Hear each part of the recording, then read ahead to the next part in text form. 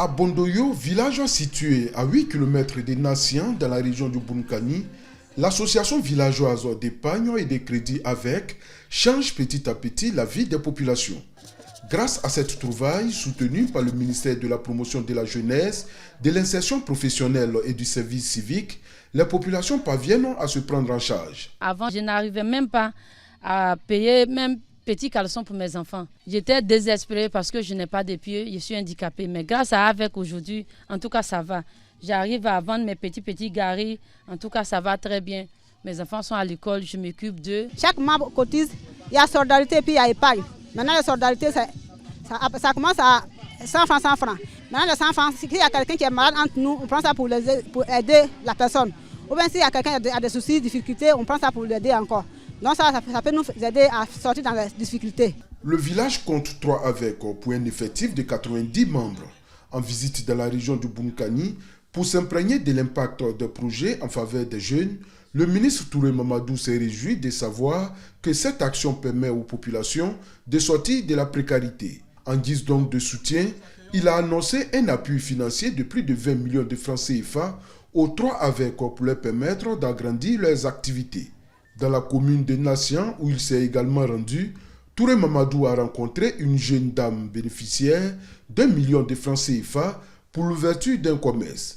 Toujours dans la commune, il a également rendu visite à un jeune tapissier, lui aussi bénéficiaire d'1 million de francs CFA pour l'ouverture d'un atelier. Satisfait de l'échange qu'il a eu avec les différents bénéficiaires, le ministre de la Promotion de la Jeunesse, de l'Insertion professionnelle et du service civique a situé le contexte de ce programme.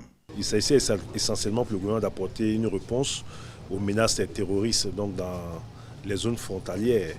Et nous avions des régions qui étaient totalement enclavées, des régions où les jeunes étaient un peu oisifs.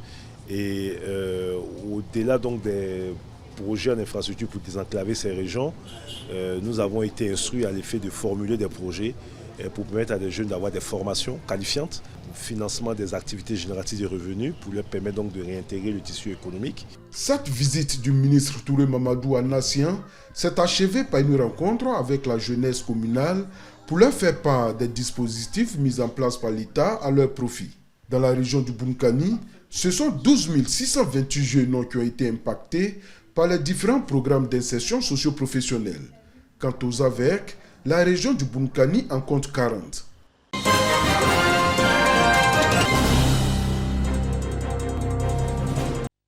Le 1er novembre, à Brégo est toujours une date spéciale. Ce village Achan, bercé par la lagune ébriée, est le lieu de convergence des fidèles haristes venus de toutes les régions de Côte d'Ivoire, du Libéria, du Togo, du Ghana et de la France, à la faveur du pèlerinage annuel à Brégo. Moment de joie et de communion où ils réaffirment leur foi sur des accents de reconnaissance à l'éternel Dieu et dans le souvenir du prophète Acho Albert. Les haristes se retrouvent ici en pèlerinage en souvenir de la liberté des Africains. Moi, ça me fait la deuxième fois que je viens ici. C'est l'occasion que nous avons pour dire merci à Dieu pour ce qu'il a fait pour nous. Nous espérons, nous croyons que la Côte d'Ivoire sera reconnaissante, que l'Afrique est reconnaissante pour ce que l'Église hariste a fait. En ce 1er novembre, jour de célébration de tous les saints, le prophète Acho Albert a été célébré. Le président mondial de l'Église du Christ en mission Haris rappelle que l'homme a été vivant et lumineux témoin du Christ à travers son œuvre d'évangélisation et son combat pour l'émancipation de son peuple mené aux côtés de Félix Houphouët-Boigny. Il lègue à la postérité et à la communauté hariste une église unie et forte et des valeurs sur lesquelles Haché Patrick, le parrain de la cérémonie, s'est longuement exprimé sur le ton de l'engagement chrétien. Priez pour la paix, priez pour le développement de nos pays. Et c'est une tradition de l'église hariste qui est née de, bien sûr, la volonté de William Wadé Harist, venu du Libéria, et bien sûr de ses suiveurs, John Aoui et bien sûr Albert Acho. Par Acho, il y a eu beaucoup de miracles. L'homme a connu une délivrance exceptionnelle. Les gens sont rétablis dans leurs droits perdus vis-à-vis de Dieu. Les malades sont guéris, même les missionnaires rendent témoignage. Et nous savons que notre Dieu, il est fidèle, il est miséricordieux. Entre prières, chants et danses, les chrétiens haristes ont démontré leur unité et savourer leur bonheur, celui de la liberté retrouvée de l'homme noir grâce à la mission salvatrice du prophète William Harris Wadé, fondateur de l'Église du Christ Mission Harris.